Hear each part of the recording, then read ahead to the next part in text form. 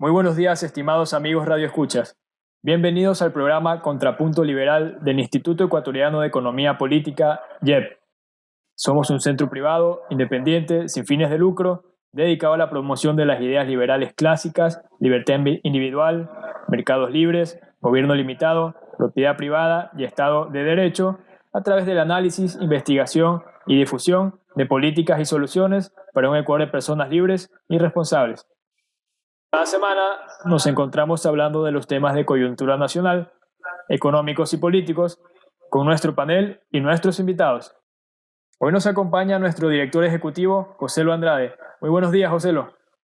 Muy buenos días con todos, muy buenos días, Danilo. Hoy estamos muy contentos de contar con un invitado especial que pronto presentarás.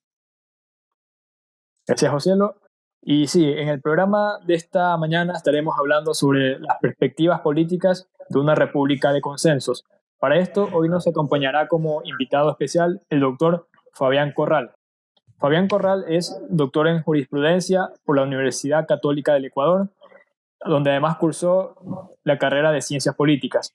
Fue decano fundador del Colegio de Jurisprudencia de la Universidad San Francisco de Quito y profesor de la facultad en esta universidad. Es experto constitucionalista y en la actualidad es director de la Cámara Ecuatoriana Americana, así como articulista de diario El Comercio, así como miembro del consejo editorial de este medio. Doctor Corral, un gusto que nos pueda acompañar. Buenos días. Buenos días, muchas gracias por la invitación. A las órdenes.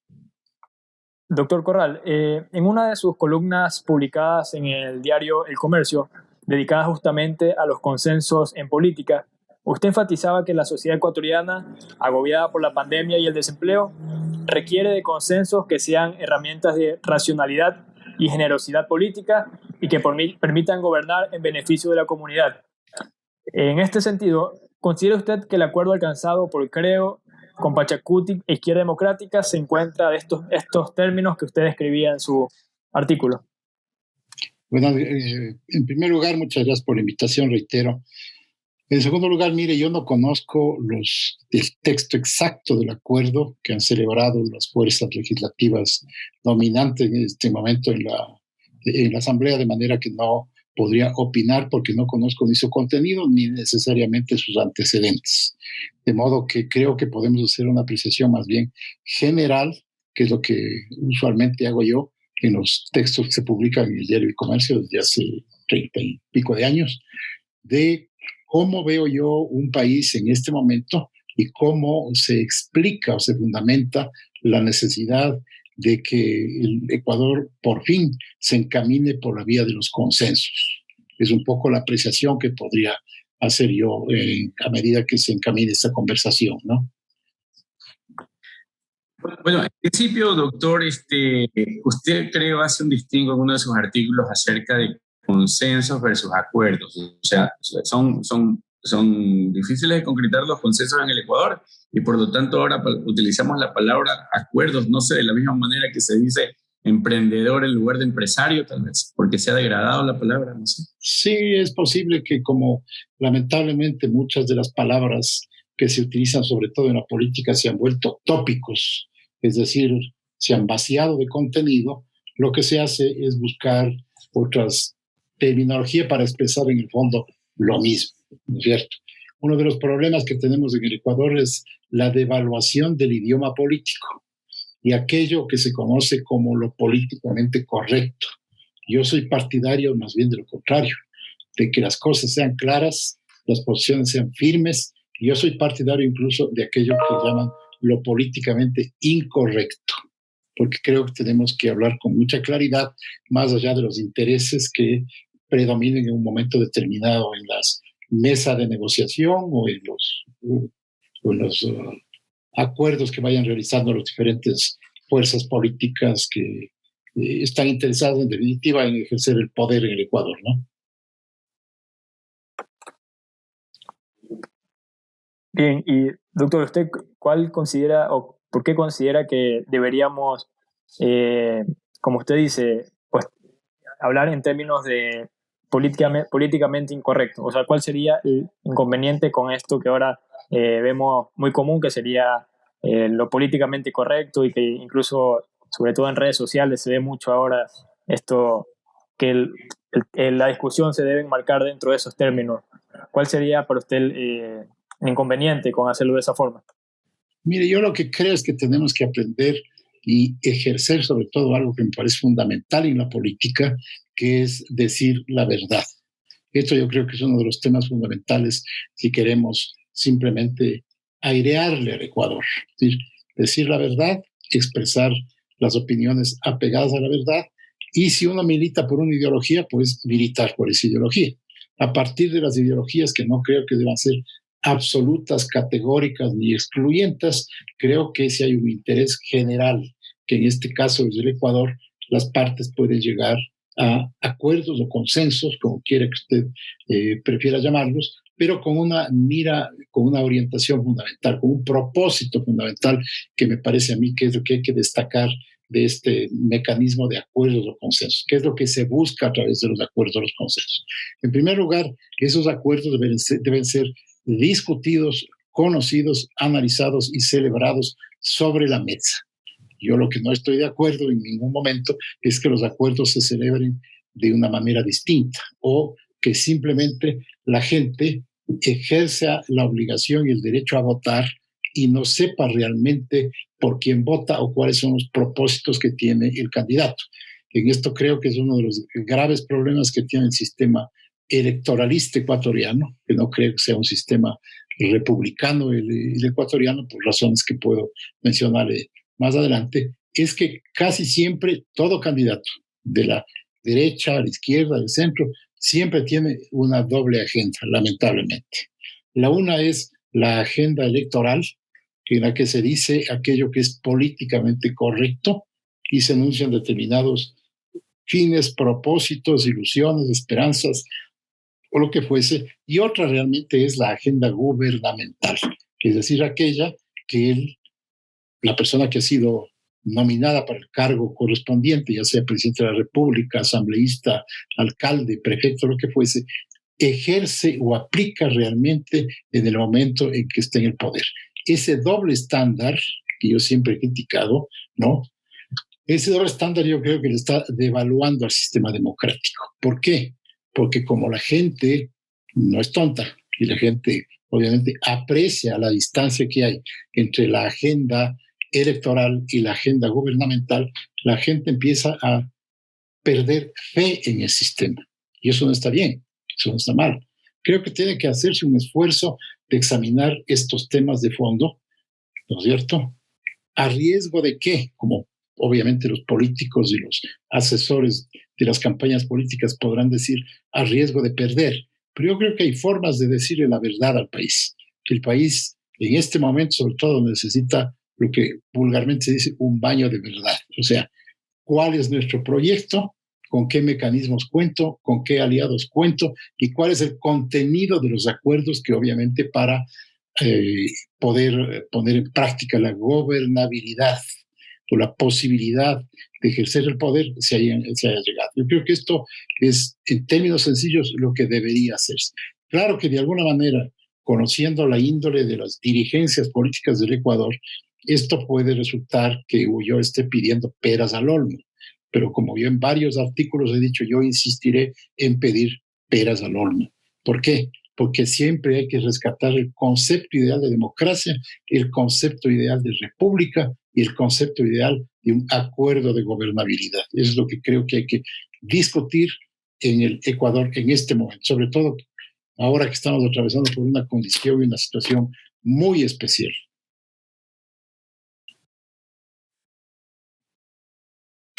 Doctor Corral, desde mi perspectiva, respecto a lo que sucedió en las últimas elecciones, hubo una especie de impulso de las fuerzas democráticas del país en pro de la campaña, en pro de la elección de Guillermo Lasso. Ya, si bien el candidato contrario, Andrés Arauz, que representaba el correísmo y el socialismo del siglo XXI, obtuvo un margen importante de votos, creo yo que la ciudadanía en general no veía con buenos ojos un pacto o un acuerdo o incluso un consenso mínimo con una fuerza política como la de la UNES, puesto que en cierto modo representa, o para muchos representa, lo que no se debe hacer en política, lo que no es correcto, lo que no es ético y tal vez incluso hasta desagradable. ¿Hasta qué punto hasta qué punto uno puede estirar la idea de gobernabilidad y consenso para permitir que fuerzas como la UNES se incorporen a este proceso de conversación o de acuerdos? O sencillamente hay, dadas determinadas circunstancias, aspectos no negociables por los cuales el consenso se debe realizar entre las fuerzas democráticas, dejando de lado lo que podría ser la posición de un partido político que representa lo contrario de lo que se supone estas otras fuerzas de alguna manera defienden o pretenden. Mire, yo creo que no hay cómo perder de vista el tema fundamental, que es por qué la gente votó, ¿cierto? Yo creo que por Lazo votó la gente que no estaba de acuerdo con el retorno en definitiva del correísmo, ni con prácticas relacionadas con el correísmo. Esa es mi opinión sobre aquello por lo que la gente votó.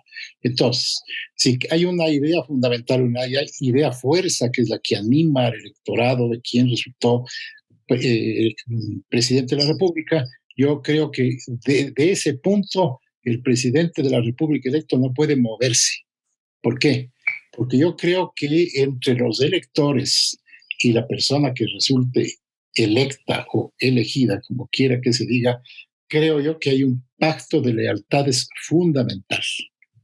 La democracia la democracia ideal, por cierto, se basa en una especie de pacto implícito de lealtades. Inclusive el hecho de que el Estado exista, está animado por una especie de pacto de lealtades, es decir, la gente cree en el Estado como instrumento, como herramienta para que se le facilite la vida y se proteja sus libertades, y ese concepto, ese enunciado, esa idea fuerza que está en el mismo concepto de Estado, no puede en un momento determinado traicionarse, es decir, modificar las condiciones, el Estado hace cosas que no debe, el Estado se convierte en una fuerza autónoma. De manera que yo creo que en las elecciones, en una república de verdad, en una democracia de verdad, yo creo que hay que destacar cuál es la idea fuerza de los votantes. Y esa idea fuerza de los votantes es irrenunciable, es irreductible, no se puede modificar aquello. Quien llega a una determinada posición, ya sea como presidente electo o ya sea como asambleísta, no puede moverse fuera de ese entorno. Puede hacer acuerdos de gobernabilidad, pero sin renunciar a los conceptos esenciales que explican que son la razón de ser de la votación mayoritaria que alcanzó el candidato. Me parece que eso es esencial. Cualquier acuerdo que se haga en pro de la gobernabilidad tiene que ir en esa línea, ¿no es cierto? Porque de lo contrario, el tema de la gobernabilidad es un concepto elástico que venimos escuchando creo que desde que en Ecuador es república, y se hacen acuerdos a título de gobernabilidad. Yo no conozco los conceptos que habrán manejado al celebrar este acuerdo, pero creo que si aquello se aparta de lo que fue el mensaje, el contenido ético público de la gente que votó por el candidato Lazo, pues en esa línea debería mantenerse y debió mantenerse el presidente electo y no en otra. O sea, de lo que usted menciona se desprende que al final, independientemente de lo que haya existido previamente, creo el presidente electo actuaron de manera adecuada al distanciarse de ese acuerdo aparentemente que existió en el principio, puesto que de alguna manera no respondía a las ideas que habían llevado a este presidente a las elecciones. Así me parece a mí. A mí me parece que así debió ser siempre, además. A mí me parece que ni siquiera debió existir este principio de acuerdo, porque tenía un elemento fundamental del cual no podemos apartarnos. Es decir, aquello de la creación de comisiones que tienen un determinado propósito respecto de los juicios o asuntos judicializados que deben ser absolutamente respetados e independientes. Así debió ser siempre, absolutamente. Yo quisiera hacerle una pregunta más, doctor. Bueno, independientemente del acercamiento, en caso de que haya sido así, con el partido UNES, ¿qué lectura tiene usted de este distanciamiento que ahora existe con el Partido Social Cristiano? ¿Cómo esa ruptura le va a pasar factura de alguna manera al gobierno del presidente Lasso o va a tener consecuencias? ¿Va a ser un mal menor, un daño colateral? ¿Cómo observa usted esa distancia producto de este no encuentro con ese acuerdo anterior? Es probable que existan desacuerdos que vayan a persistir entre el Partido Social Cristiano y el presidente Lasso, pero ese es el costo de haber mantenido su línea. De modo que así es. Y creo que el Partido Social Cristiano, a mi entender, es un partido político, nada más. Como es un partido político, como es un partido político Pachacuti, es un partido político. Es decir, es una opción ideológica, pero no es tampoco el país. Y yo creo que en eso debemos tener absolutamente claro. No son el país, ni fueron el país, ni deben aspirar a ser el país. Son una posición ideológica con un grupo de gente que adhiere a esa posición ideológica, con líderes que son respetables, pero esos son. No son el Ecuador. Yo creo que aquí hay una gran confusión entre creer que los partidos políticos, cualquiera que sea, UNES, Pachacuti, los socialcristianos, lo que quiera que fuese, estén convencidos de que son el Ecuador. Eso no es verdad. Ellos son una opción política que tiene que trabajar democráticamente para llegar al poder y ejercer el poder en bien de la comunidad. Y eso es lo que yo creo que no se está entendiendo. O sea, ¿cómo ejerzo el poder yo en bien de la comunidad? Porque mire, aquí hay un tema de carácter conceptual, si usted quiere. El Estado solamente se justifica cuando sirve, no de otra manera. El Estado no es un estamento que sirva solamente para ejercer el poder en beneficio de una opción partidista, cualquiera que sea, para ejercer el poder en beneficio de una ideología. El poder se ejerce para servir a la gente de la mejor manera que se pueda. Y si eso implica que el poder o los grupos de poder deban llegar a acuerdos razonables que hagan posible conseguir esa meta, pues tienen que hacerlo, porque es la única manera como se justifica el poder del Estado. El poder del Estado debe tener un contenido fundamental. Ese contenido fundamental es el bien público, la seguridad pública, las libertades públicas. Para eso existe el Estado. Si no está para eso el Estado y es un estamento para ejercer poder por determinadas fracciones o facciones partidistas, mire, yo no creo que ese es un poder democrático, no es una república, es cualquier otro tema menos eso. Y más aún le digo ahora, que aprovecho, hoy día el Ecuador tiene un reto absolutamente importante. Hay un elemento que cambia todo el panorama político y le distingue de los otros eventos políticos que ha tenido el Ecuador. El Ecuador y la gente del Ecuador votó, arriesgó su salud en medio de la pandemia. Eso no se está destacando. La gente, inclusive las personas de tercera edad, fueron a votar, a cumplir su deber cívico en pandemia. De manera que ahí hay un elemento adicional al que todos los políticos, desde la extrema derecha a la extrema izquierda, tienen que honrar. ¿Por qué? Porque la gente hizo el enorme esfuerzo, sacrificio y el acto patriótico de votar. Eso hay que honrar, hay que reconocer. Y eso les obliga aún más a ser absolutamente claros en cuál es su objetivo de gobernar. ¿Y cuál es su objetivo de gobernar? Aquí hay un elemento igual que, como antes, no ha existido en los anteriores cambios de gobierno, en las anteriores elecciones. Es el hecho de la pandemia. Nos hemos olvidado, porque yo veo que con los análisis políticos estamos haciendo abstracción de la importancia de este tema. Yo creo que eso no está bien. El tema de la pandemia es absolutamente trascendente por varias consideraciones. La primera, porque está cambiándole a la sociedad. La sociedad ecuatoriana ya no es la misma de hace un año. No va a ser la misma después. Inclusive las relaciones sociales han cambiado. Ya no hay relaciones sociales directas. Ahora tenemos relaciones sociales de alguna manera abstractas. La educación se hace de otro modo, ¿no es cierto? La opinión se construye de otra forma, ¿sí?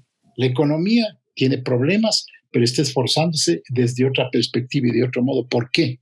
Porque estamos marcados por este hecho extraordinario, impredecible y prácticamente que prácticamente copa toda la atención, que se llama la pandemia. El elemento pandemia, yo creo que debería modificar la conducta de los políticos.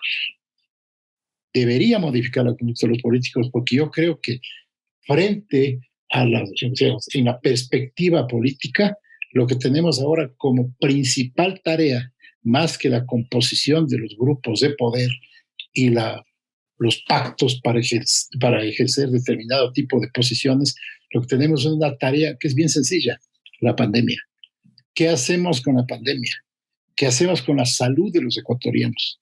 ¿Qué hacemos con el empleo derivado del desempleo que provoca la pandemia? ¿Qué hacemos con todo esto? La pandemia está modificando inclusive las bases del Estado. Eso no se ha dicho. Y el Estado es otro. El Estado más que nunca ahora debe ser un estamento para servir. Y la primera tarea que tiene es servir a la gente. Y el tema de la vacuna, el tema de mejorar los sistemas sanitarios, el tema de generar espacios de libertad para poder crear puestos de trabajo.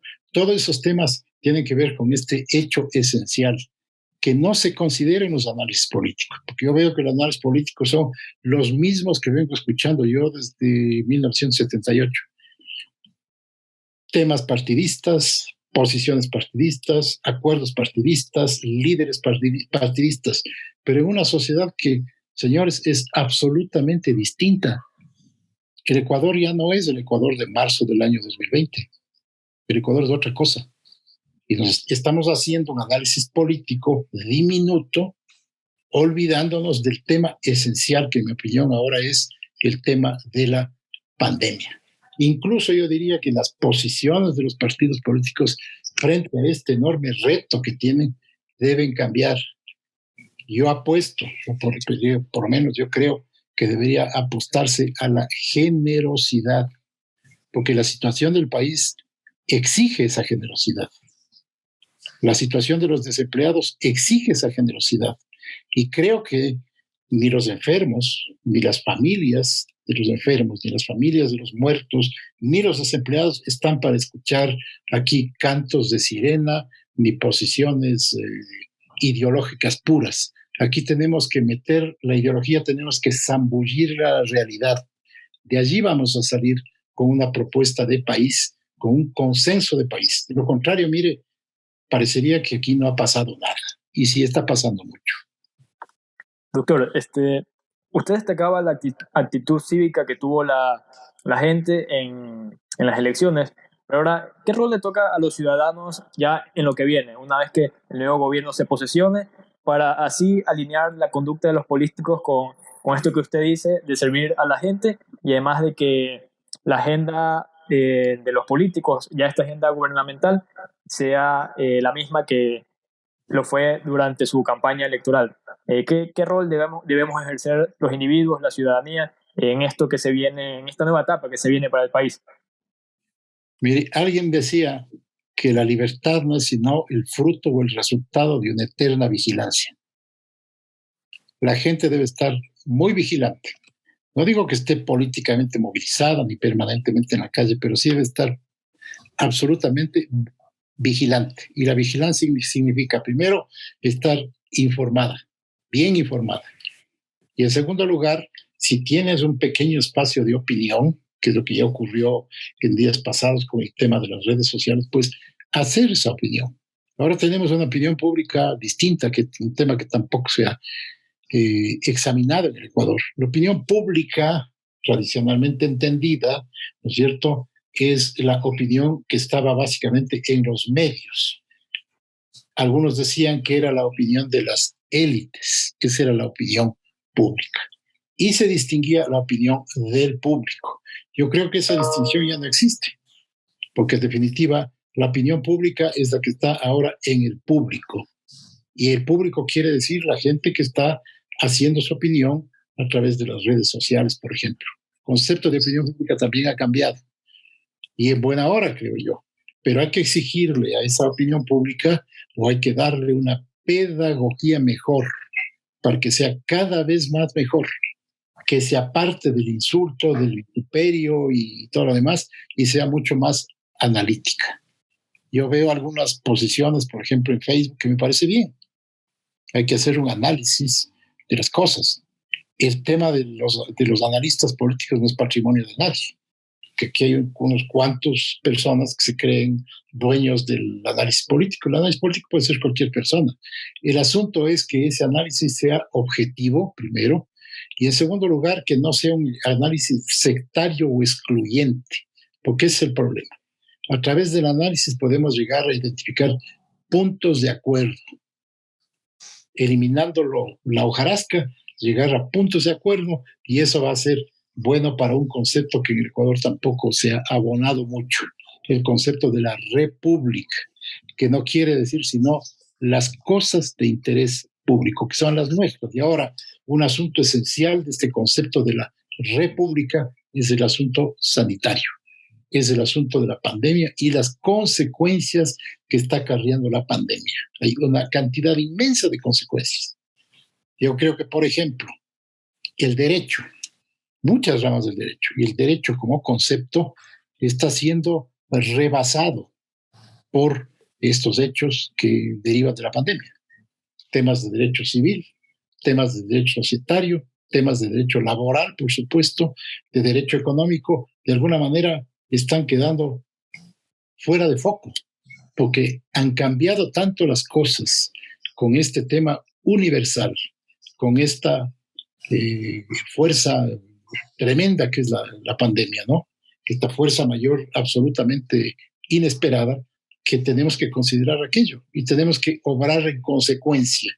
Porque la otra alternativa es pasar la página, asumir que el tema de la pandemia ya se superó porque la gente está más o menos vacunada, pero que aquí no ha pasado nada. No, aquí han pasado una cantidad de cosas.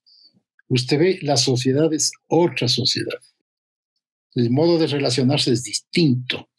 El saludo ya no existe. El abrazo ya no existe. Y tenemos ahora un medio de comunicación como este, un Zoom. Entonces, todas esas cuestiones explican que hay una cantidad de fenómenos que no se están considerando en el orden político. En el orden político seguimos sumando votos, sumando diputados, haciendo mayorías. La pregunta esencial es ¿para qué? ¿Estamos considerando dentro de esos conceptos el tema fundamental de las consecuencias de la pandemia o no? Ese es para mí el punto clave que debería discutirse en el Ecuador. Doctor, quiero volver un poco a lo que veníamos conversando en el último segmento. Usted destaca bastante el contexto que vivimos, que es una nueva realidad por esto de la pandemia, y además el país tiene graves problemas económicos en distintos frentes. Ha mencionado también usted el tema del empleo. El país requiere además muchas otras reformas. Puedo destacar, por ejemplo, una reforma de apertura comercial. Entonces, ¿usted considera que ante esta situación puede primar la sensatez en nuestra clase política y llegar a los consensos necesarios para poder avanzar en pos de acuerdos o reformas que permitan que el país pueda prosperar y recuperarse además de esta situación difícil que está pasando? Mire, a ver, yo creo que el Ecuador y las fuerzas políticas, sobre todo que están ahora tanto en la presidencia de la República cuanto en la Asamblea Nacional, tienen que considerar como un hecho objetivo la situación en la que está el Ecuador hoy. Y no es cuestión de hacer discursos, es cuestión de constatar cómo está el Ecuador, cómo está la economía del Ecuador, cómo están las libertades públicas en la práctica, no en la teoría. Y obviamente obrar en consecuencia con una meta, como yo lo decía antes. ¿Cuál es la meta? El bienestar de los ecuatorianos. No es la imposición de una ideología, porque además aquello de imponer una ideología porque gané las elecciones o porque llegué a un acuerdo es absolutamente antidemocrático. la democracia no es solamente un método o sistema para elegir personajes. La democracia es un ejercicio constante de tolerancia.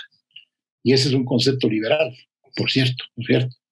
Es decir, en esa perspectiva, creo que las fuerzas políticas del Ecuador, todas, deberían considerar qué es lo mejor para superar la crisis por la que atraviesa el Ecuador. Y que además, con un tema, no sabemos cuánto tiempo dure.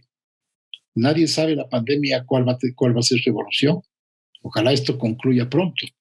No sabemos cuáles son realmente las prolongaciones de la crisis económica que tiene el país. No sabemos cómo va a manejarse el Ecuador desconfiado, porque si algo se ha generado en el Ecuador por el tema de la pandemia es la desconfianza y el temor. ¿Cómo ese Ecuador desconfiado y los empresarios del Ecuador van a generar puestos de trabajo? Porque hay conceptos fáciles que debe manejar el poder político. Un concepto fácil es un pragmatismo sobre la mesa, no bajo la mesa. Un pragmatismo sobre la mesa. Es decir, ¿cómo hago yo y qué hago yo para generar las mejores condiciones en la práctica para que el Ecuador supere este tipo de asuntos? Y en este tema me parece fundamental un concepto asimismo sencillo, o dos conceptos sencillos. Pero un concepto es la confianza. Mire, si no hay confianza, usted puede expedir leyes, usted puede hacer declaraciones públicas, puede elegir dignatarios, hacer todo lo que usted crea preciso, pero yo creo que no va a tener efecto, porque hay un elemento fundamental que se llama la confianza. El ecuatoriano, con todo lo que viene pasando, con las experiencias políticas que hemos tenido, lamentables, con el problema grave de la economía, con los problemas laborales, con la falta de empleo, se ha hecho lamentablemente una persona desconfiada. ¿Cómo le devolvemos al ecuatoriano la fe, la confianza en que las cosas van a mejorar? ¿Cómo hacemos para que los emprendedores vuelvan a ser emprendedores? Que los empresarios, que en el fondo es lo mismo, vuelvan a ser empresarios. Dándoles confianza, generando lo que tanto se ha hablado y se ha reiterado, quitándole un poco igual de contenido, el concepto de la seguridad jurídica. No puede haber confianza si no hay seguridad jurídica, y no puede haber confianza si queremos mantener un esquema de un Estado intervencionista, un Estado que ha sido en el fondo un Estado inútil frente a la pandemia, y no podemos esperar que mejore pronto si no hay reformas fundamentales en las cuales sí debe haber un consenso sobre la mesa. ¿Cómo hacemos para que la gente tenga las mejores opciones para vivir mejor? En definitiva, pese a la redundancia, eso es lo que debería buscarse. Y eso significa crear confianza, ¿no? Devolver la confianza que se ha perdido, y no siempre por culpa solamente de los políticos, sino por culpa de las circunstancias. La misma pandemia ha roto las relaciones de confianza. Usted ahora ya no tiene la misma confianza con su vecino, porque presume que ya no es solo el vecino, que es un potencial enfermo que le puede contagiar. Y la pandemia tiene efectos sociológicos tan serios que ha roto los vínculos de confianza de la sociedad. ¿Y eso cómo restauramos? Con temas sanitarios, pero también con acciones políticas, con certezas. Yo lo que reclamo es certezas. Y esas certezas vienen de posiciones políticas comprometidas, de posiciones políticas claras y de posiciones políticas generosas. No creo que sea este el momento en que un determinado sector político tenga la legitimidad necesaria para imponer su ideología, porque vamos a terminar destrozándonos. Es el momento de ser generosos políticamente hablando. Sé que nuevamente estoy pidiéndole peras al olmo, pero no me cansaré de hacerlo. Doctor Corral, está claro que los consensos son necesarios y de hecho, por ejemplo, existen pactos o acuerdos famosos como el de la Moncloa y en cierto modo usted ha sugerido ciertas condiciones que son necesarias para que partidos políticos, los movimientos, incluso parte de la sociedad hagan los renunciamientos que son necesarios. Pero puntualmente, si usted tuviese que sentarse en este momento en una mesa a pactar, a conversar, a dialogar, con las distintas facciones o estamentos o sectores que de alguna manera conforman la sociedad, entiéndase, no sé, políticos, empresariados, sindicatos, sectores, gremios, ¿cuáles son aquellas condiciones, cuáles serían los elementos que usted diría con los cuales empezaría esa charla, con los cuales empezaría ese diálogo que es necesario para poder avanzar? Porque a la larga, sin estos acuerdos y sin estos consensos, no solamente que se vuelve ingobernable la permanencia de un gobierno en particular, sino que el Ecuador se retrasa mucho más de lo que ya se encuentra retrasado y no se solucionan los problemas de la gente, que en suma son los trabajos, los de generación de oportunidades, y con ello, pues incluso en un entorno de mayor pobreza, es mucho más difícil enfrentar el problema sanitario que estamos enfrentando.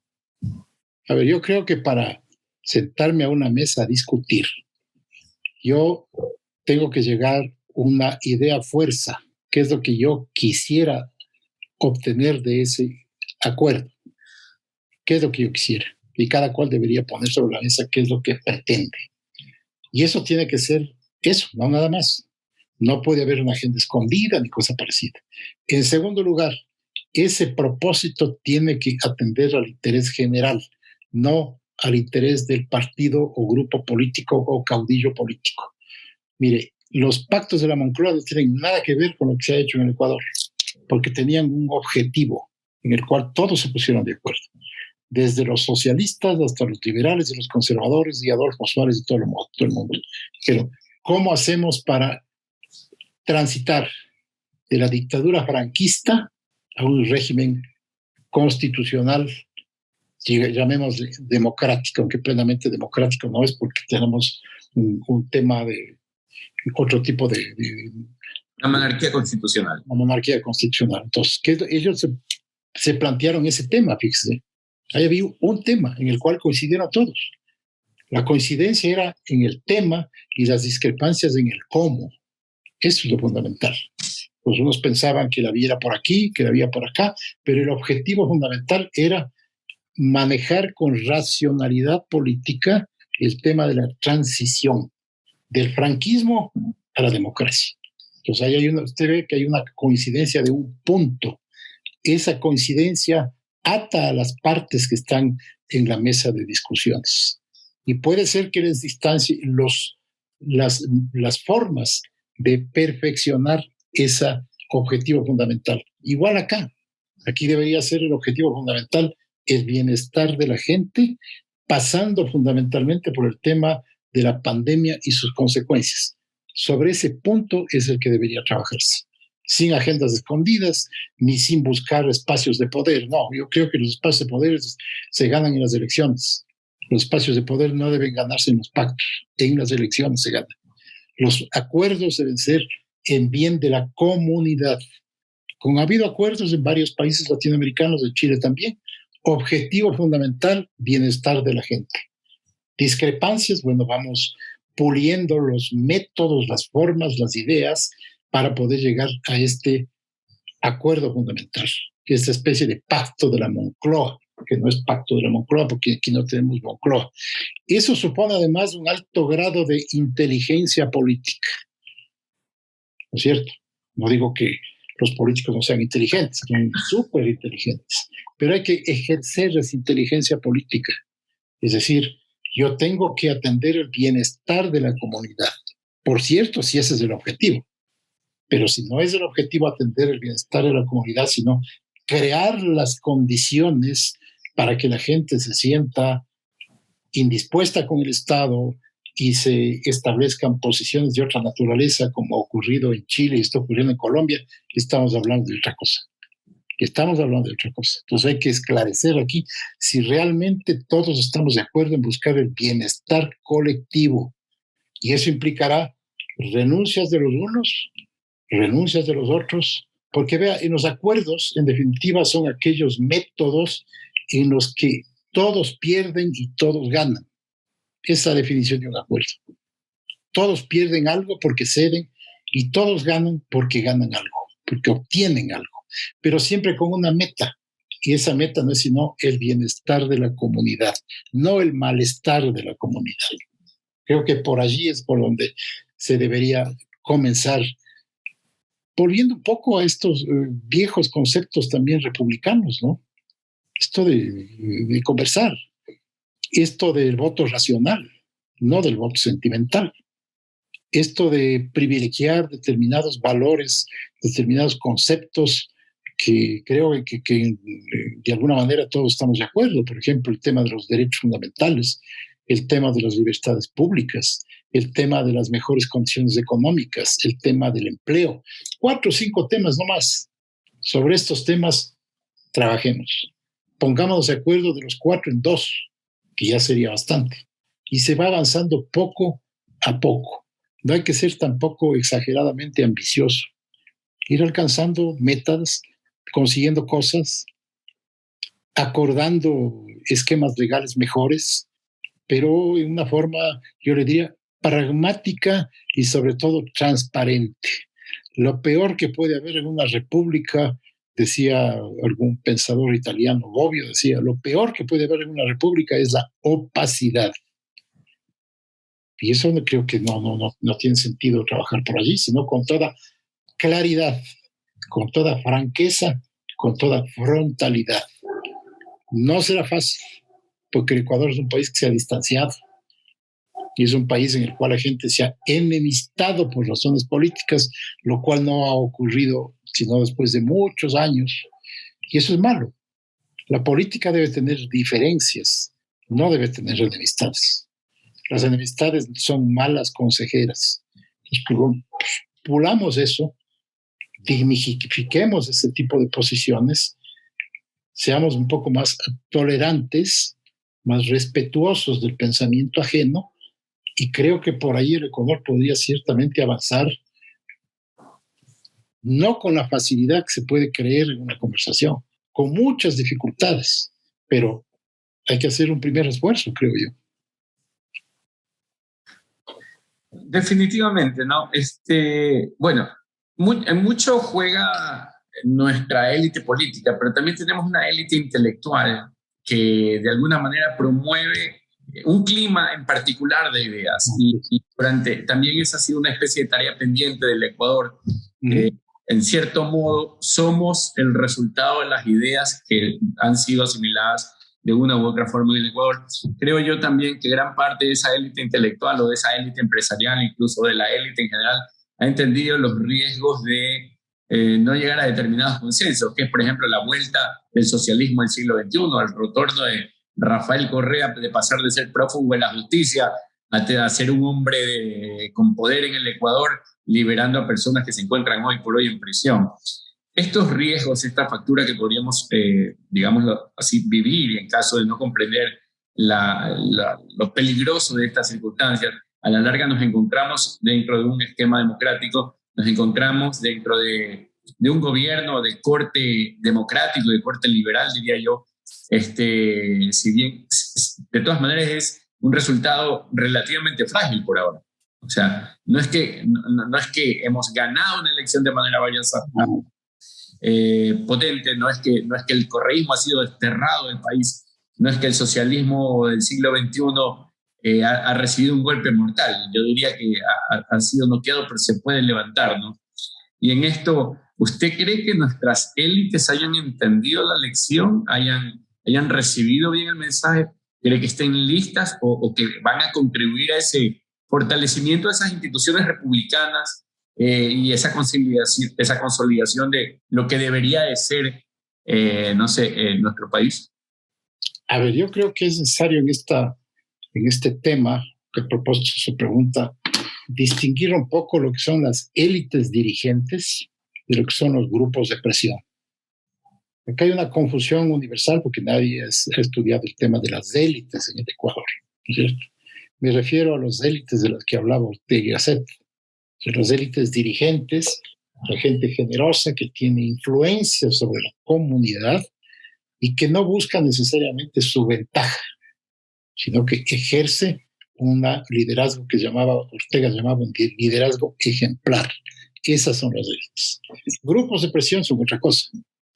Yo a veces pienso, y en esto soy un poco escéptico, le confieso, que en el Ecuador esas élites no existen o son tan escasas que no se les siente. o simplemente son grupos de presión.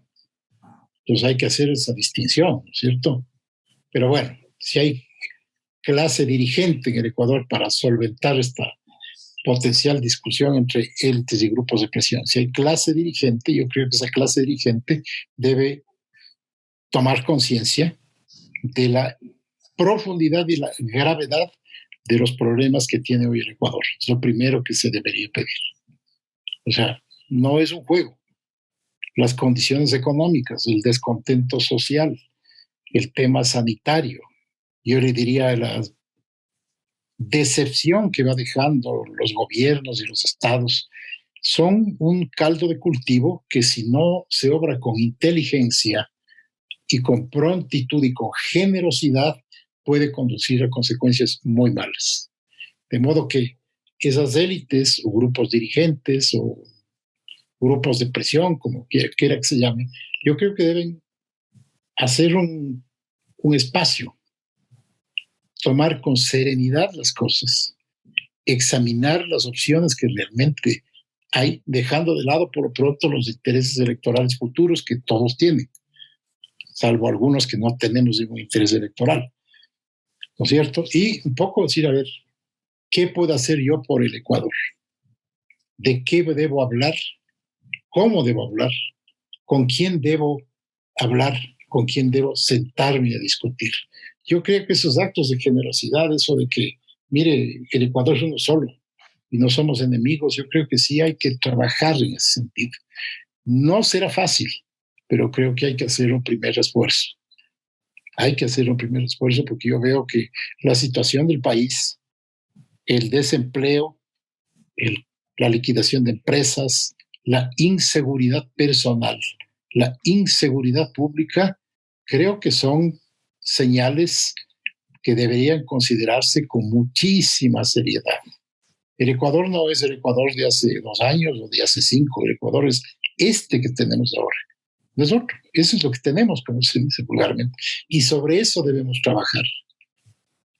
Yo diría, utilizando la palabra que ya un poco ha pasado de moda, porque también de alguna forma se ha vaciado de contenido, con un alto grado de patriotismo. Eso es lo que yo esperaría, por lo menos, de las clases dirigentes políticas e inclusive de los intelectuales del Ecuador, que es indispensable que estén presentes en estos debates públicos, en estas posiciones públicas. Doctor, ahora quisiera consultarle sobre otro tema que usted ha abordado en varias oportunidades en su columna, y es sobre el aspecto constitucional. Bueno, aquí lo hemos dicho en algunas ocasiones que la constitución vigente de Ecuador se aleja de aquellas funciones que deberían tener las constituciones, o al menos cómo se las ideó. Y además de eso, nuestra constitución tiene varios artículos que dificultan ciertas reformas que nos pueden conducir por un camino de la prosperidad. Entonces, en este sentido, quisiera consultarle, ¿usted cree que sería bueno o para el país realizar un cambio constitucional? O, por ejemplo, ¿qué opina de esas propuestas que hay de que a través de un referéndum podamos elegir entre la constitución vigente o la constitución de 1998? ¿Qué opina usted de este tema? A ver, opino que hay que pensar muy bien, pero muy bien. No digo que no, pero hay que pensar muy bien en el concepto, en el mecanismo jurídico, en el mecanismo político y en las probables consecuencias buenas o malas que de una consulta popular salgan. Yo creo que hay que meditar muy bien y no lanzar ideas. Yo no estoy de acuerdo con lanzar ideas a título o a modo de globos de ensayo. No, yo creo que hay que pensar muy bien. Estoy en absoluta desacuerdo con muchos de los contenidos de la Constitución del año 2008. Cuando se estuvo haciendo el proyecto, yo me ocupé en las columnas que tengo en el periódico de señalar las falencias, señalar los riesgos, señalar las distorsiones que tenía el proyecto de Constitución en aquella época. Lamentablemente, como era de esperarse, nadie tomó en consideración aquello. Yo intervine en numerosos debates en la Universidad Católica con gente con exalumnos míos incluso y políticos que estaban promoviendo la Constitución del 2008 y les hice ver los inconvenientes que tenía esa Constitución, ¿no es cierto? De manera que yo tengo absolutamente claro el contenido de la Constitución, los problemas de la Constitución del año 2008, pero en cuanto al cambio yo creo que debemos ser prudentes, objetivos y pensar en una alternativa, porque no se olvide que la Constitución del año 2008 fue aprobada por referéndum en septiembre del año 2008, de manera que ese concepto jurídico-político también hay que tomar en consideración. No digo que no, digo que hay que meditar suficientemente para dar una opinión en un tema de tanta complejidad y de tanta importancia, aclarándole que yo estoy en desacuerdo con el 90% de la Constitución del año 2008, porque además está inspirada en una ideología que en el fondo lo que hizo es socavar el Estado de Derecho.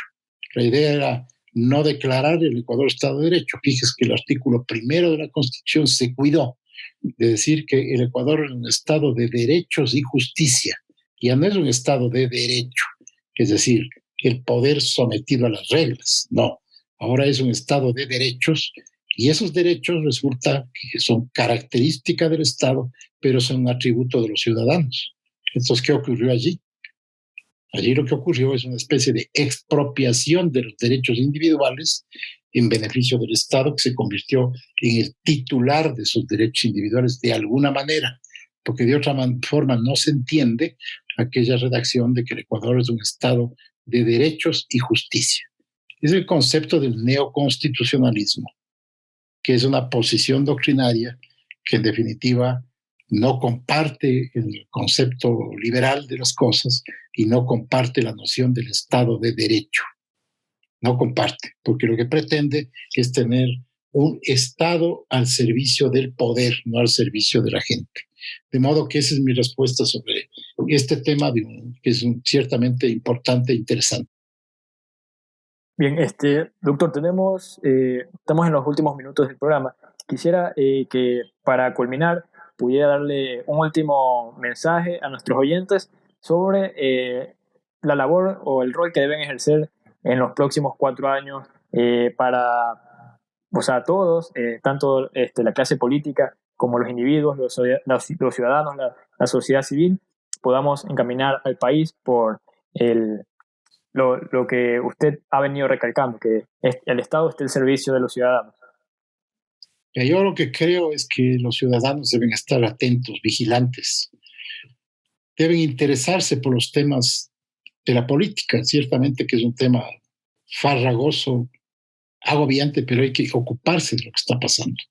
No podemos descuidarnos. Y decirle que vea, cada ciudadano, desde su puesto de trabajo, desde su casa, tiene una trinchera.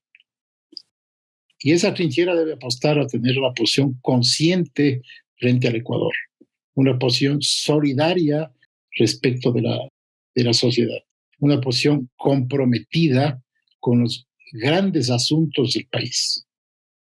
Desde esa trinchera yo creo que todos podemos trabajar, los que no estamos en los partidos políticos, los que no están en la prensa y los que obviamente están en los partidos o están en la prensa, tenemos la enorme tarea y la enorme responsabilidad de decir la verdad. Yo por lo menos es lo que trato de hacer, de decir la verdad, le guste a quien le guste. Eso sí, yo soy absolutamente claro. La ventaja que tenemos algunos, entre los cuales yo me incluyo, es que no somos candidatos a nada.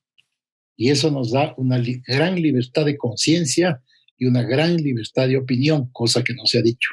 Porque cuando uno está comprometido en un partido, no quiero satanizar tampoco los partidos, pero cuando uno pertenece a un partido o a un grupo de presión, está de alguna manera condicionado en la forma de pensar y condicionado en la forma de decir. Yo no tengo ninguna de esas ataduras, yo digo lo que pienso, midiendo claramente la responsabilidad que tengo cuando digo cosas en mis columnas de periódico, unas entrevistas que se me hacen, pero creo que tenemos que trabajar en ese sentido. Todos somos ciudadanos y todos somos gente que de alguna manera puede, mínimamente aunque fuese, influir sobre lo que el poder esté haciendo, entendiendo bien que el poder o es un servicio a la gente, que es lo que debe ser, o como alguien dijo, el poder es la posibilidad de hacer daño. Bien, le quiero agradecer, doctor Fabián Corral, en nombre del Instituto Ecuatoriano de Economía Política, por habernos acompañado en esta mañana en nuestro programa. Agradecerte también, Joselo, por estar junto a nosotros, a Radio Morena por el Espacio y a todas las personas que nos han escuchado en este martes. Nos vemos el próximo programa de Contrapunto Liberal del Instituto Ecuatoriano de Economía Política.